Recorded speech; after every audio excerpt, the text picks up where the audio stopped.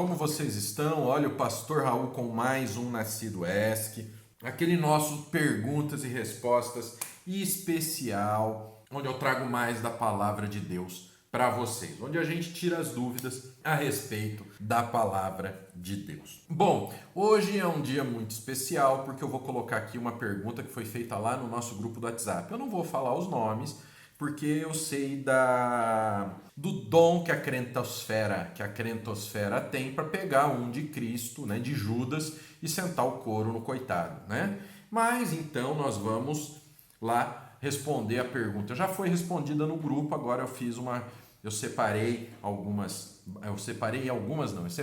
base bíblica para ele e nós vamos bater um papo sobre esse assunto. Se você não é inscrito no canal, se inscreve no canal, ativa o sininho e dá teu joinha para você ser notificado dos próximos vídeos aqui do Nascido de Novo. Então vamos lá comigo. Qual foi a pergunta? Eu tenho uma dúvida muito grande quanto ao cristianismo. Sou filho de presbiterianos e sempre ouvi dizer que a salvação é pela graça, tá certo?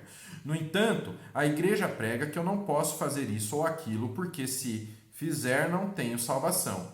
Então surge a minha dúvida: a salvação é pelas obras ou pela graça? Por exemplo, um irmão me falou que como eu me divorciei e casei com outra, estou em adultério e adúlteros não entram no reino de Deus. Por conta disso, eu deixei de ir para a igreja, já que eu estou perdido.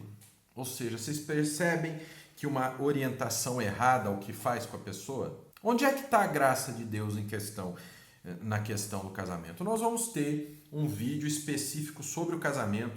Eu estou terminando. Para falar a verdade, eu terminei o roteiro. Eu só preciso repassar ele, porque vai ser uma coisa muito legal que a gente vai fazer. Lembrando que essa questão é muito delicada, entendeu? Eu não pretendo ser verdade absoluta nesse assunto. Mas vocês perceberam que o jeito errado não é de falar do pecado.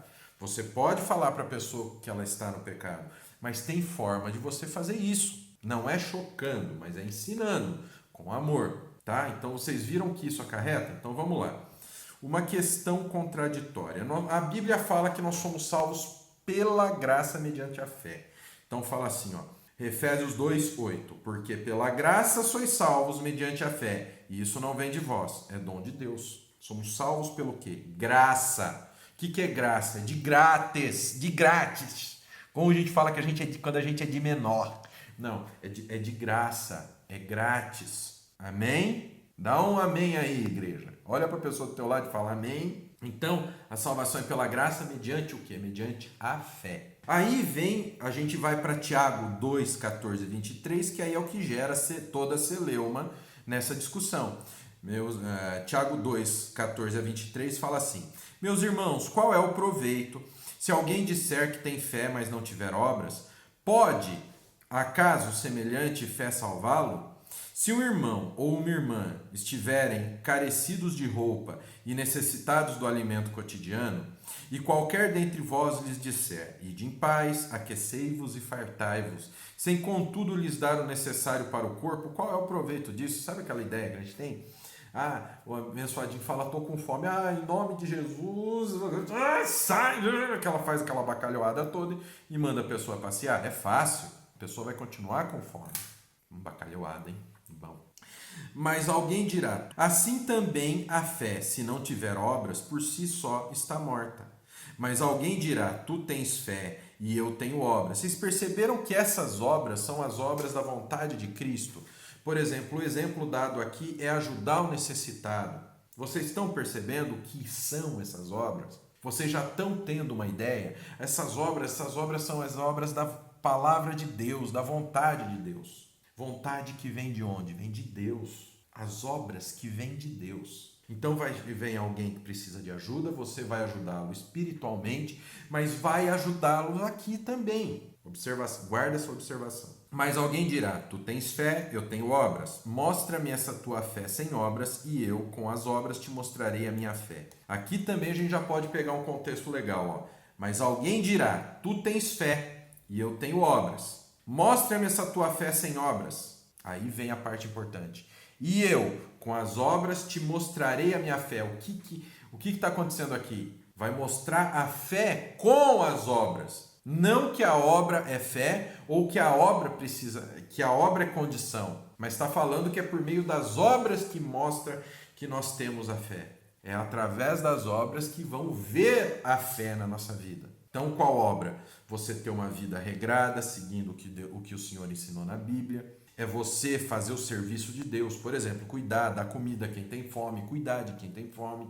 Isso não é condição para você ser salvo. Crês tu que Deus é um só? Fazes bem. Até os demônios creem e tremem. Queres, pois, ficar certo, ó homem insensato, de que a fé sem obras é inoperante? Não foi por obras que Abraão, o nosso pai, foi justificado quando ofereceu sobre o altar o próprio filho Isaque? Vês como a fé operava juntamente com as suas obras, com efeito, foi pelas obras que a fé se consumou, que você mostrou a fé. E se cumpriu a escritura, a qual diz, ora, Abraão creu em Deus, e isso lhe foi imputado por justiça, e foi chamado amigo de Deus. Agora, como a gente concilia a questão de ser salvo pela graça mediante a fé e a fé não depender de obras, ou seja, a obra não ser condição, se fala que a fé sem obras é morta. Efésios 2,10 continua falando assim, pois somos feitura dele, criados em Cristo Jesus para boas obras, as quais Deus de antemão preparou para que andássemos nelas. Vamos lá, vamos estudar isso aqui. Pois somos feitura dele, criados em Cristo Jesus para boas obras, as quais Deus de antemão preparou para que andássemos nelas. Ou seja, a fé vem de Deus e as obras também Deus colocou na nossa vida, as obras de acordo com a vontade dele. Entenderam? Ele preparou. Ou seja, as obras elas não são condição para a fé, mas elas são os indícios que existe a fé. Mateus 7:16 a 20. Pelos seus frutos os conhecereis. Pronto, só essa parte do versículo 16 já é o suficiente. A gente conhece quem tem a fé, quem é salvo, quem é filho de Deus, quem é escolhido por Deus, através do quê? Pelos frutos que a fé dele produz, pelos frutos que a fé dá. Colhem-se porventura uvas dos espinheiros ou figo dos abrolhos? Assim toda árvore boa produz bons frutos, porém a árvore má produz frutos maus. Ou seja, o ímpio vai produzir frutos de impiedade.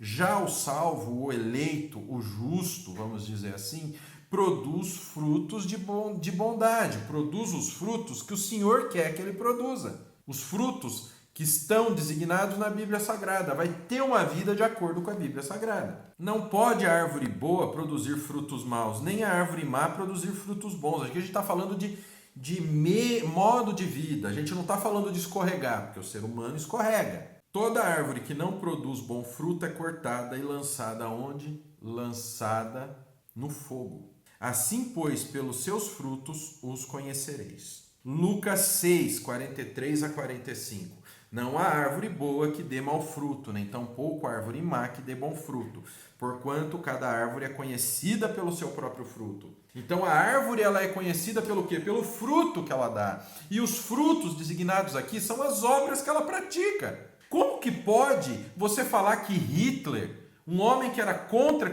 cristandade, que exterminou judeus, que seguia o socialismo, que tentou fazer uma reengenharia social, mandava as jovens para acampamento para que elas servissem de reprodutoras para o Terceiro Reich. Como pode você dizer que uma pessoa com esse tipo de fruto, com esse tipo de obras, tem fé? Porquanto cada árvore é conhecida pelo seu próprio fruto, porque não se colhem figos de espinheiros, nem os abrolhos se vindimam uvas. O homem bom, do bom tesouro do coração tira o bem, e o mal do mau tesouro tira o mal, porque a boca fala do que o coração está cheio.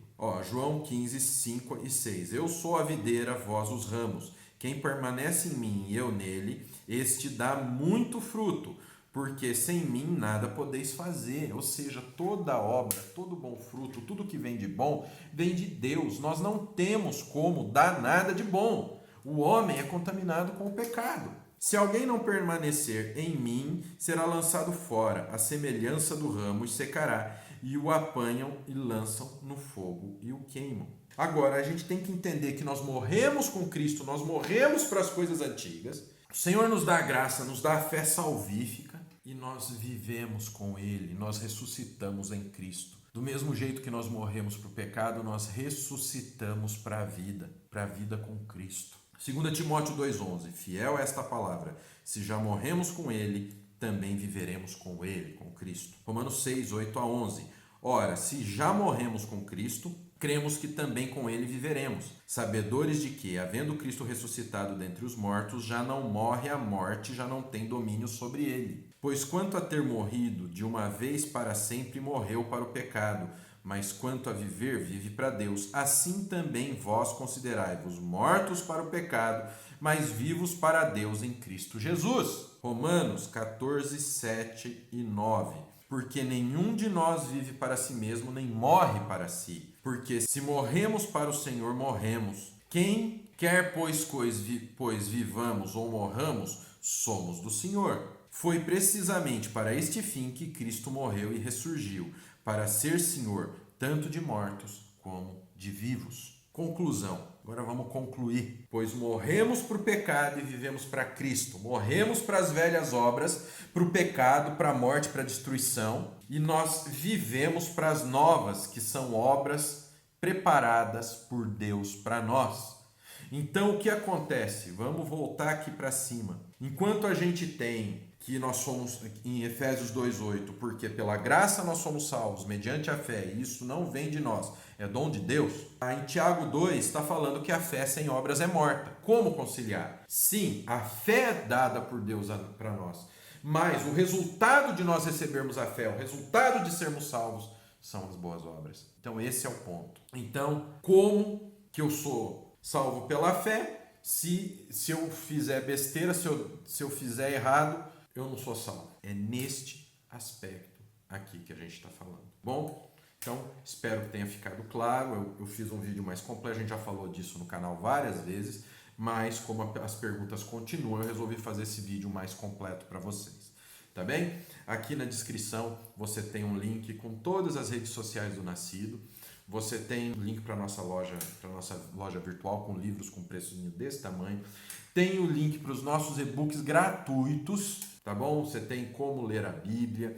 Você tem dicas de leitura para montar sua biblioteca com os melhores livros a respeito da Palavra de Deus e o plano de leitura em ordem facilitada. Clica aqui que você vai ter todos os links. Link para o nosso curso de teologia, para o nosso podcast, que são nossas mensagens em áudio. Tudo aí bonitinho para você. Amém? Que o Pai, o Filho e o Espírito Santo de Deus abençoe muito a vida de vocês. Até a próxima.